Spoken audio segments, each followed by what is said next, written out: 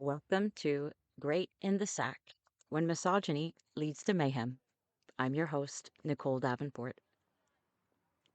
It's a Friday afternoon on the sprawling campus of Ohio State University. The kind of day when the sun illuminates the windows of each of the buildings and students can be found lounging on the green, the heavy anticipation of weekend plans hanging in the air, thick like tension. A group of sorority sisters huddle near their house, phones in hand, comparing notes about that night's biggest party. A pair of roommates grab some iced lattes from the student center, complaining loudly about midterms. The usual. A day like any other. And then, at first, one might think, what was that? A car backfiring? Construction noise? The accidental drop of a skateboard against the pavement? But the sound repeats. Again and again. Sharp, unforgiving, slicing through the air. Panic spreads like a current in an open body of water. Screams splinter the chatter into fragments. Someone yells, and suddenly bodies are scattering, rushing for cover behind the benches, cars, doorways, anywhere they can. People drop to the ground, some ducking in confusion, others trying to cover themselves with their hands and their backpacks. Through the thick chaos, a figure emerges. Focused, deliberate, weapon in hand. For a moment, eye contact is made with a student who is frozen in place, books clutched to their chest, staring at a face that isn't even angry, just disturbingly vacant, as he begins to draw the weapon again. But then there's only silence.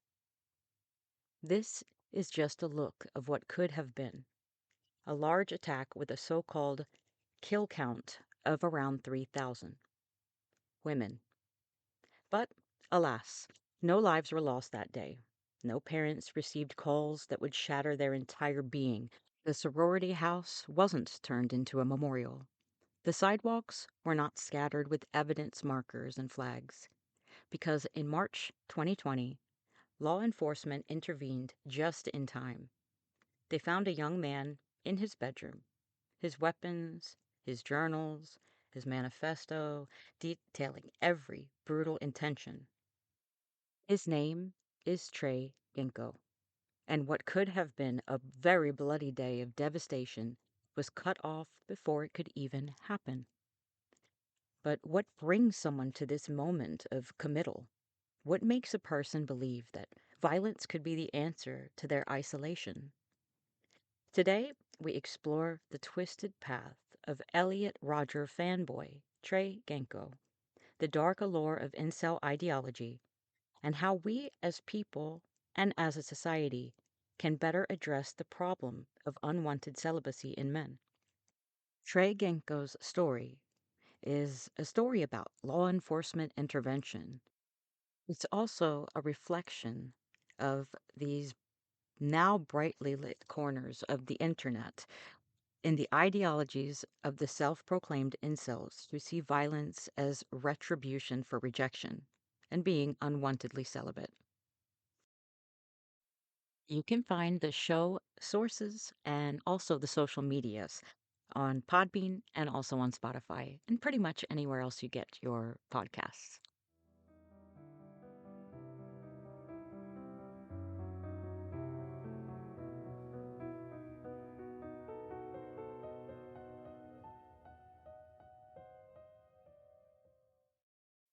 In the last episode, we discussed a case out of Turkey in which a 19-year-old man, Semih Çelik, murdered two 19-year-old women, Aysenur Halil and Iqbal Uzuner, within 30 minutes of each other. I learned the case up one side and down the other, but I found it difficult to differentiate exactly what it may have been that caused Semih to go to such extremes. As a child, Semih was said to be just fine by his family. However, as we often see with cases similar to this, as Semih hit his teen years, things began to change. Authorities relayed that he had been involved in at least one incel group online. a type of manifesto video was found a short while after the crimes were committed. There were what some referred to as, quote, satanic drawings found in his room. Turkey's democratic backsliding had been occurring throughout Sami's life, shrinking women's place in society down to a small portion of what it had been around the time he was born. The purpose of this episode is to dive deeper into the very uncomfortable ideology of the involuntary celibate, without the immediate tragedy of a victim's loss overshadowing the conversation. If you've ever thought, man, I would love to understand what Inceldom even is, then you're in the right place. We will explore the why and how radicalization can occur within this toxic little smoking section of the manosphere. The reality is, of course, that not every self-identified incel picks up a weapon, but it is fair to say that men who are unwantedly celibate have a higher chance of having a hatred towards women, hence making it a little easier for them to become radicalized. While most of them won't pick up a weapon, as I said, does that make the ideology any less dangerous? Involuntary celibates, or incels, represent a subculture of predominantly heterosexual men who struggle to form romantic or sexual relationships.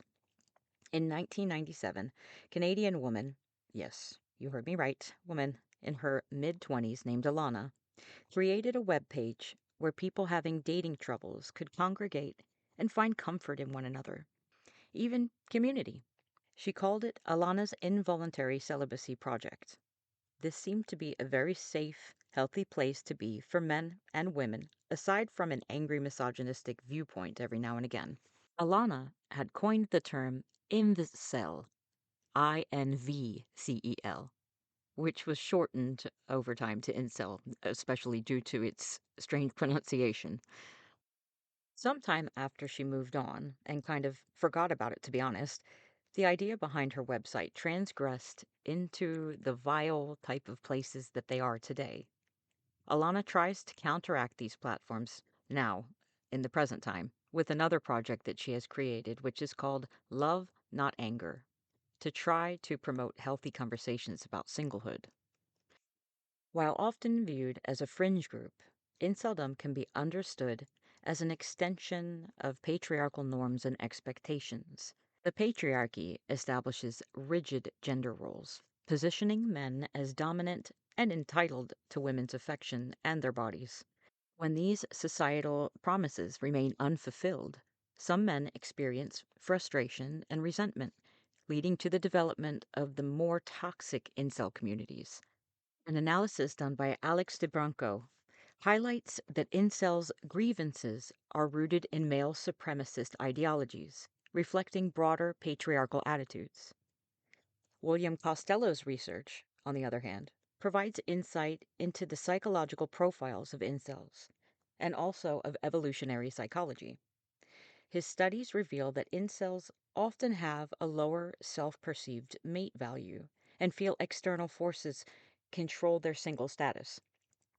This aligns with parental investment theory, which suggests that because women typically invest more in their offspring, they are more selective in mate choice. Incels may misinterpret this selectivity as personal rejection, exacerbating feelings of their inadequacy. It also seems as though some incels use evolutionary psychology as means for justifying their hateful rhetoric. In summary, and in my opinion, inceldom can be seen as a manifestation of patriarchal structures where unmet societal expectations of male entitlement lead to misogynistic subcultures. Recognizing the interplay of evolutionary psychology and mental health is also essential in addressing the root causes without condoning harmful behaviors.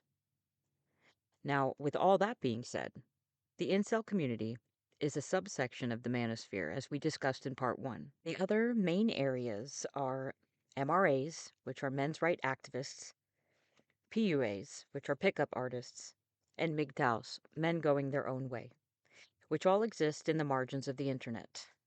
These men are finding their way to forums and chat rooms all over the internet, to name a few places.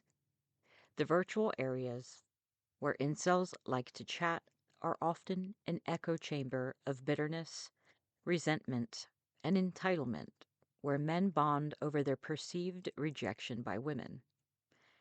In fact, they blame women completely for denying them what they feel is their God given right as men, claiming that it is life altering in the worst way. However, the word bond is a bit of an overstatement. They're not often kind to each other. If someone is trying to reason or use sense, they're often made fun of for not accepting what some incels feel is reality. And that reality is that the cards are stacked against them. You see, the world, according to incels, is built on lies. And to understand their doctrine, you have to understand their version of quote unquote truth. You know the movie The Matrix, right? Well, the incel ideology is kind of borrowed from it to an extent. You see, it starts with the blue pill, the blissful ignorance of the average man. Blue pilled men believe in fairy tales, that love is a matter of personality, that hard work leads to success, and that attraction isn't dictated by cold evolutionary hierarchies, no. In other words, they're normies, blind to the brutal biological determinism incels claim governs human attraction. Then there's the red pill, a supposed awakening. Red pilled men fancy themselves as enlightened cynics, rejecting mainstream narratives in favor of a hyper masculine worldview. They believe foids, which is short for femoids, a derogatory, bastardized name for women, only desire power, status, and genetic superiority. Red pillars see themselves as realists, but they are merely traditionalists railing against feminism and quote unquote weak men who still play by society's rules. And finally, there's the black pill. This is where Inceldom festers like a rotted wound, where self pity turns into comfy, self righteous nihilism, and where hopelessness curdles into absolute rage. Men who have taken the black pill believe that attraction is hardwired and that they're biologically doomed to be unwanted. No self improvement or social maneuvering, nothing will ever change their fate. And since the game is rigged, why not burn the whole system down, right? Here's how the pipeline seems to go. First, you sleepwalk through life as a blue pilled clown. Then you wake up red pilled and angry. Finally, you may move on to the black pill, where the only options left are despair, withdrawal, or complete destruction, be it to oneself or to others. Inside the workings of the incel cosmology, the world is ruled by Chads and Stacys, the untouchable elite of the dating world. A Chad is everything an incel will never be. He is tall, square jawed, blessed with perfect genetics. All this talk is giving eugenic vibes, to be honest, but anyway, he doesn't need to try. He just exists in a world where women throw themselves at his feet and doors open effortlessly, where confidence is a given, not something clawed at through the years of rejection. To incels, Chad is both a villain and an aspiration, the ultimate proof that attraction is predetermined. And then there's Stacy, the high-heeled, giggling, Instagram-filtered embodiment of female shallowness. When I think of what they mean by a Stacy, I think of the mean girls that I went to school with. But to me, that was like a classist thing. In my family, we didn't have an overabundance of money, so I wasn't on that same level, not able to join the same type of programs. Now that I'm older, I can see that we're all largely products of our environment, our upbringing. Girls followed the magical guidelines of magazines like 17 and Teen Beat when I was a kid, as I believe I've said before, just trying to fit in. That was the 90s, though, anyway. That being said, in incel mythology, the Stacy is beautiful but vapid, Powerful but undeserving. She only wants Chad. She will never look twice at an incel. She exists only to reject, to humiliate, and to remind them of everything that they'll never have. It is a little bit childish, a little black and white thinking, but many incels are young men with no life experience, and the others, I mean, let's be real. You have to admit, it is a huge part of life to meet someone and mate with them. Now that we know who the Chads and the Stacys are, bear with me here. We can learn about the 80-20 rule. Buckle up. The 80-20 rule in incel ideology is a distorted interpretation of Pareto's principle applied to dating. Incels believe that 80% of women are only interested in the top 20% of men, the Chads, leaving the remaining 80% of men to compete for the attention of the leftover 20% of women. This fuels the incel belief that most men are doomed to be involuntarily celibate due to a rigid dating market where attractiveness and status dictate all romantic success. And you know what? I'm sure that might even seem accurate when using dating sites because of their inherently toxic methods to keep you on the site, even though they swear otherwise. The reality is, however, that Chads and Stacys are just phantoms, straw men built to justify resentment. They're the product of a belief system designed to remove all sense of responsibility for one's own choices and also one's own happiness. Because if you're doomed from birth, you don't even have to try, right? You can feel nice and comfortable in the idea that it's someone else's fault. Now, I'm talking about the extreme incels that are committing violence. I'm not talking about people who identify as being unwantedly celibate. But imagine adopting such an ideology where you don't have to grow and you don't have to question whether the real problem isn't the world, but maybe it's the way you view it. So, just like on the dating sites, you stay right there in the same place. And isn't that what any website or influencer or even guru really wants? Your time, your money, your dedication to the cause. And rejection is something that every one of us have experienced, am I right? The sting of it, the burn of being dismissed, overlooked, or even worse, ignored entirely. I remember the quiet and sometimes not so quiet humiliation of my early teen years. The way I wanted so badly to be seen, not in some grand melodramatic way, but just acknowledged.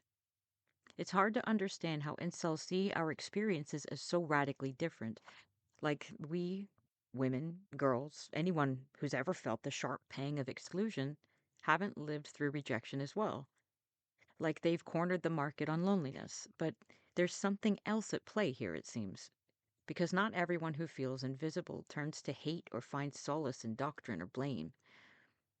So, what pushes them further? What primes them for radicalization?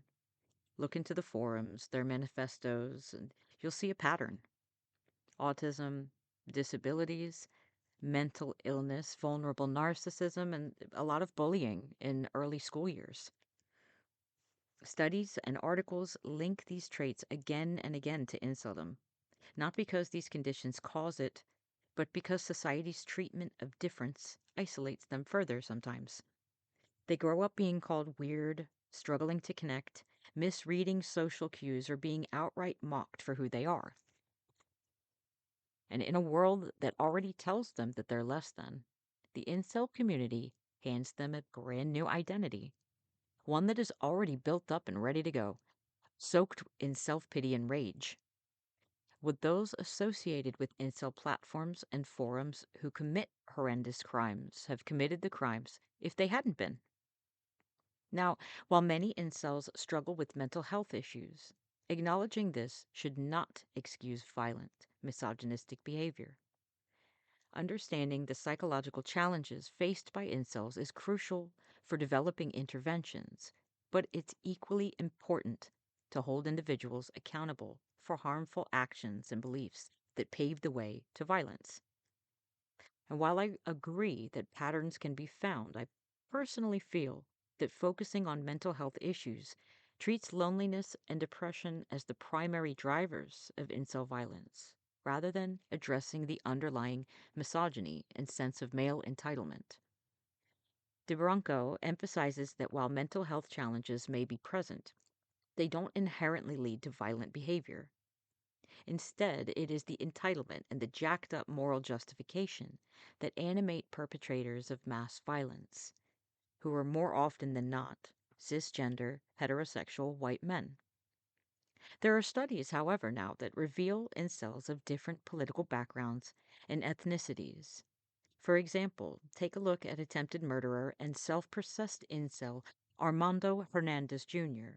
of the Phoenix, Arizona Westgate shopping center shooting, which he streamed live onto Snapchat. Armando was more on the far left, also believing that COVID was a government conspiracy, another extreme behavior. The dominant voices in these spaces, as well as the most high profile acts of incel related violence, though, have largely emerged from the straight white dude demographic. It has also been reported that some incels have undergone therapy but retained their misogynistic ideology, returning to online communities that reinforce those beliefs.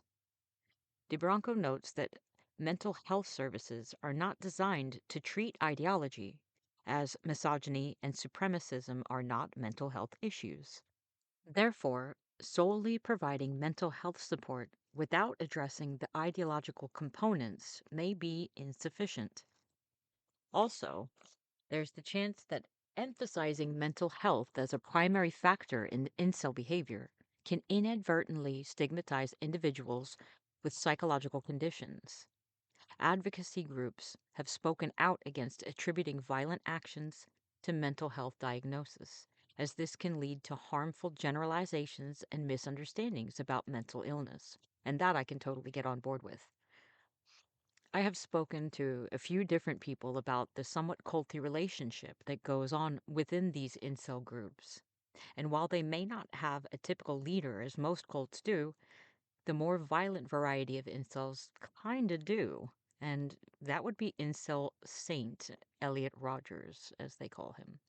Then I think, look how many normal, healthy people looking for some more meaning in their life get sucked into cults and do horrendous things that they wouldn't have done otherwise. So I don't think the cultiness of this subculture can be ignored. There are so many factors when thinking about extreme behavior and what leads up to it. I do feel it's important to understand why. As a society, we have to try to be open about learning and discussing these uncomfortable things. Otherwise, they just get pushed further under the rug. I could go back and forth on this all day. I recently read someone saying that journalists and people alike should try to motivate themselves to approach situations with curiosity and empathy, which I agree with, and is the reason for this part 2 episode. After all, the people most in danger when it comes to incels is themselves, according to studies revolving around those who are unwantedly celibate and choose self exit. It seems that people who identify as involuntarily celibate don't understand the current dating market, or at least maybe the nuances of it. And I have to say, if they're going on these dating sites that are known to be toxic, I mean, studies done from these dating sites indicate that excessive swiping is very bad for mental health. And think about the fact that it wasn't that long ago that marriage prospects were handled by family. I mean, I guess it's been a couple hundred years, varying from country to country. There has been such a shift, in fact, that it seems that some can't keep up. Some people may even go so far as to say that incels are a marginalized group due to extremely high rates of self exit and self hatred. But I digress. No matter what you believe, the fact that most people who identify as involuntarily celibate are not violent makes me feel that most are deserving of some empathy because, hey, not all incels. Inceldom does not always seem to be about wanting companionship specifically, but rather it seems to be about being denied it and it seems to be more about the inherently misogynistic entitlement to it. It's about believing that they are being excluded from society and all of its splendors, and that's not fair. And this could be for a number of reasons because they're socially awkward, or they feel that their looks are not enough, because they're short or neurodivergent, even. They feel that rejection isn't just unfortunate and tragic, but it's an injustice, a crime. And it is possible that very bad things can happen when convincing an already vulnerable mind that the world is against them. By vulnerable, I also mean young and inexperienced. This inexperience is being taken advantage of by so called manfluencers like Andrew Tate and the likes of Jordan Peterson. So, as I said, most incels do nothing, many of which happen to be steered to these parts of the internet by a simple search about dating women. Others might stew for some time in resentment. A few others, however, decide to fight back. And that's when the ideology and this, in my opinion, is when the ideology becomes harmful. This extreme way of thinking that simultaneously snuffs out any hope for the future crosses over into the real world and into real world consequences. At its most extreme, Inceldom has an underlying ideology that some live like it is their entire personality, their entire life, their entire life. It warps that loneliness and jealousy at the unfairness into rage, and that rage into justification for violence. Let me reiterate, as not to be an alarmist, that acts of extreme violence from this group are rare compared to how many people identify with unwanted celibacy. Those who never act on their violent fantasies still fuel the ecosystem, however, in these areas of the internet, validating each other's grievances with more hate, cheering on the ones who cross the line from anonymous hatred to real life, the way that Tres Genco did in his thousands of visits to incel platforms and forums. He idolized mass murderer and whiny, self-proclaimed incel Elliot Rodger. Ah, Elliot Rodger, who gave himself the dorky title of the, quote, Supreme Gentleman, patron saint of the painfully forsaken, martyr of that miserable friend zone. Also, a somewhat clear example to me of what vulnerable narcissism looks like. In 2014, he took his grievances to the streets of Isla Vista, California, armed with knives, guns, and a seething hatred for the women who had, in his mind, denied him of his birthright: sex, love, and power.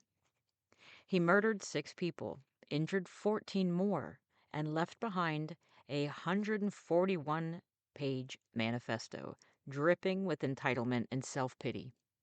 To incels, he's a legend. To the rest of the world, he's a grim warning on the very real, very toxic FAFO effects of the patriarchy's lies soak into these male counterparts who remain unwantedly celibate. Let's take a closer look at Trey and the timeline of events that occurred which would end up uncovering a planned mass shooting. Trey, who is currently 25 years old, admittedly began on his journey around January of 2019. During this time, Genko purchased tactical gloves, a bulletproof vest, a hoodie with the word revenge written on it, cargo pants, a Bowie knife, and a skull face mask. The next month, February, he purchased a rifle. On May 20th, 2019, Gray purchased 2 factory Glock 17 magazines, a 9mm Glock 17 clip, and a concealed carry holster clip for a Glock firearm. Gray began actively participating in an online incel forum, posting over 450 times. In these posts, he expressed deep-seated anger towards women and admiration for Elliot Rodger. As I stated before, Roger is a figure idolized within the incel community for his attack. Trey himself had detailed an incident on July 24th, 2019, which was Elliot Rogers' birthday, don't you know, where he sprayed women and couples with orange juice, mirroring Rogers' actions, going so far as to describe this act as, quote, extremely empowering, unquote, and that he felt, quote, spiritually connected, unquote, to Roger, suggesting that all incels should try this act as it is cathartic. Between July 30th, 2019 and August 15th, 2019, Genco wrote a note that referenced an Ohio State College to be exact. The note included the following information. Quote, May 23rd, 2020, 290 days. M16 optional, covert or mil-spec. Will get arms training in BCT, Georgia. KC needs to be huge. 3,000? Aim big then. KC stands for kill count and is often associated with both so-called incel saints Alex Manassian and Elliot Rodger. On August 3rd, 2019, Genco wrote a document entitled, quote, A Hideous Symphony, a manifesto written by Tres Genco, the socially exiled incel, end quote. The note discusses obtaining United States Army training, stating that, quote, this training will be for the attainment of one reality, the death of what I have been deprived most, but also cherish and fantasize at the opportunity of having, but has been neglected of, women. I will slaughter out of hatred, jealousy, and revenge. End quote. Trey referred to death as the great equalizer. Also on August 3rd, Genco conducted online searches for sororities and Ohio State University. He researched gun modifications that same month and saved illustrated guides for the construction of M16s. He searched the internet for topics including, quote, Elliot Rogers, end quote, difference between full automatic and semi-automatic, end quote, homemade flashbang, end quote, and finally, quote, how many days left until May 23rd, end quote. He then left for the United States Army and began basic training on August 20th, 2019. So it seems as though old Trey wanted to train up his abilities. Not for self-improvement or anything like that, no, but to murder women. He would have you believe that he specifically joined the army so that he could become the best hunter, the best murderer, even though his mom admitted to pressuring him to enlist, since he didn't seem to have any aspirations or goals in his life. He wanted to outdo Elliot Rodger for whatever reason. He also seemed desperate to be recognized for something, anything. He wanted the infamy, it seemed, and it suited him to revisionize all that rather than admitting that he really went into the army because of his mom. And hey, the road towards infamy and attributing his incel hero could come along with a gun, a uniform, and a rank. Why not? The U.S. Army gave him structure, discipline, and a sense of purpose until they didn't. Trey was discharged for entry-level performance and conduct on December 18th, 2019. In other words, he couldn't cut it. He lasted about 5 months. Back home in Ohio, he was just plain old Trey again. No more mission to be completed, no more brotherhood and camaraderie of the army. Just a guy sitting alone in his bedroom, stewing in his own insignificance. And so, he turned back to the internet's built-in support group of incel forums, where violence is prophecy. He wasn't just another nameless ghost scrolling the forums, no. Trey wanted to be someone. I mean, he wrote a manifesto. He obsessed over Elliot Rodger like a disciple clinging to scripture, even trying to mimic his theateresque, word salady style of writing. On January 11th, 2020, after returning to Ohio, Genco created a document that he titled Isolated, which includes the following statements. Quote, "If you're reading this, I've done something horrible. Somehow, you've come across the writings of the deluded and the homicidal. Not an easy task, and for that I congratulate you. Your curiosity and willingness to delve into such a dark topic." End quote. He signed the note, quote, "Your hopeful friend and murderer." End quote. Around January 15th, 2020, Genco conducted internet searches for topics that included, quote, "planning a shooting crime," end quote, and, quote, "when does preparing for a crime become an attempt," end quote. And one can see what he's thinking through his actions. He is probably thinking something along the lines of, like a good soldier, I'll come prepared. Because he had already bought weapons, and he conducted reconnaissance at Ohio State University that same week. He studied tactical strategies to make his attack as deadly as possible. On March 11th, 2020, Trey conducted an internet search of police scanner codes for Columbus, Ohio, and university police agencies.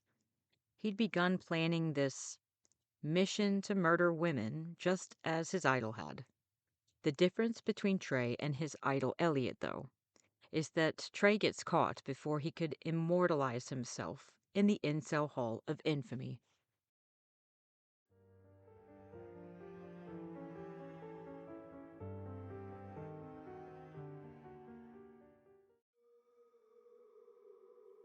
The following day, March 12th, 2020, after the internet searches of police scanner codes, Genco was arrested following a tense, chaotic situation at his home. He was taken into custody, and he consented to a search of his vehicle. Law enforcement were responding to a call from his mom, who had become concerned about her son's erratic behavior and a possible threat involving a firearm. When the officers arrived, they encountered Genco, who initially denied having a weapon at all, but later admitted that he did. The search for the weapon led officers to his vehicle, where they uncovered not just one firearm, also body armor, a rifle, and numerous rounds of ammunition. To be exact, agents located the following items in the trunk of his car: an AR-15 style rifle with a suspected bump stock attached, several loaded magazines, body armor, and boxes of ammunition. An additional handgun was later found in the heating vent of Genco's bedroom. Genco's mother, visibly alarmed, told the police that her son's behavior had become increasingly erratic, noting disturbing changes since his time in the military. COVID had also just become a nationwide panic in the United States. Trey's mom had discovered documents in his room, one of which described the desire to harm multiple people, which is what I read earlier about the kill count being 3,000, aim big, remember? Yeah. In the following days, Genco was formally charged. He was indicted officially on July 20th, 2021. The indictment raised serious concerns, leading Trey to file multiple motions, including one to suppress the evidence gathered from a warrantless search of his bedroom, arguing that it violated his Fourth Amendment rights. A suppression hearing was held on October 20th, 2021, during which Detective Erica Engel testified about the search of Genco's bedroom. The officers had been looking for firearms, and while Genco initially consented to the search, the investigation extended beyond the agreed scope when Detective Engel read a note found during the search.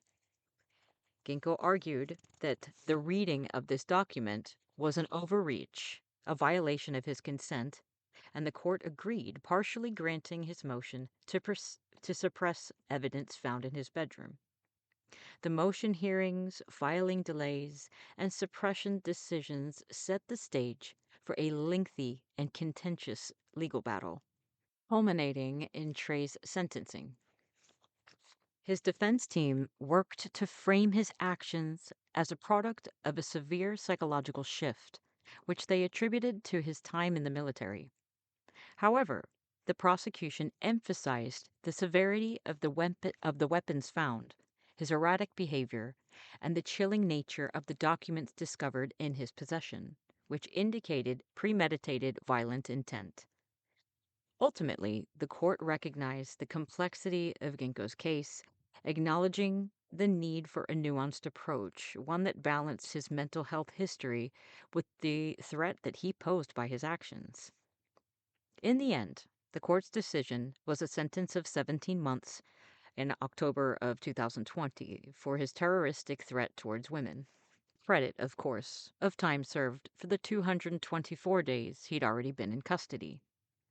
Just after the new year of 2021, Trey was assigned to a halfway house to begin integrating back into the likes of society. Instagram posts made after he was in the halfway house seemed to show a change of thinking, even admitting in one post that, quote, I need to learn how to move the fuck on, unquote. It seemed as though Trey's time spent in jail may have helped untangle his brain from this ideological way of thinking. Too bad for him, though, that the law was not done with him, because during this exact time, federal agents were building a case to indict Trey for hate crimes against women. This could only be done at the federal level, so it took some time. Trey was arrested by the feds in July 2021. In October of 2022, Trey pled guilty to one count of attempting to commit a hate crime and was sentenced on February 29th, 2024 to 80 months in prison, about 6 years in total. I guess we will see what is to come at his release. The sentence was harsh, reflecting both the potential danger he represented and the concern for public safety. The way that this case was prosecuted was kind of the first of its kind. The court's approach underscored the importance of thorough investigation and legal procedure, especially when constitutional rights and personal freedoms of women were at stake. U.S. Attorney Kenneth L. Parker said in a statement that, quote, Ginkgo intended to carry out a devastating mass murder of innocent women in this state for no other reason than the fact that he hated them. Everybody deserves to live without threats of violence or fearing acts of terror, end quote. So how do we even attempt to really acknowledge this situation? We spent this entire episode peeling back the layers of how and why this behavior manifests from under the manosphere umbrella, branching off, of course, into the incel community. There's been a tendency to frame incel violence as a product of individual pathology, that is, mental illness, loneliness, or personal dysfunction. And while these factors may be present, they're not the cause. The idea that someone commits an act of gendered violence because they're depressed, autistic, or socially isolated is both inaccurate and dangerous. It shifts the blame away from the real issue at heart here, the root of the problem, a cultural and social structure that normalizes male supremacy and female subjugation. The evolutionary psychological approach often tells us that men resort to violence due to deep-seated biological impulses, competition, rejection sensitivity, or sexual frustration. But that too falls short. Not all men who struggle with loneliness or rejection turn to violence. The difference, in my opinion, is ideology. And this is where the feminist framework comes in.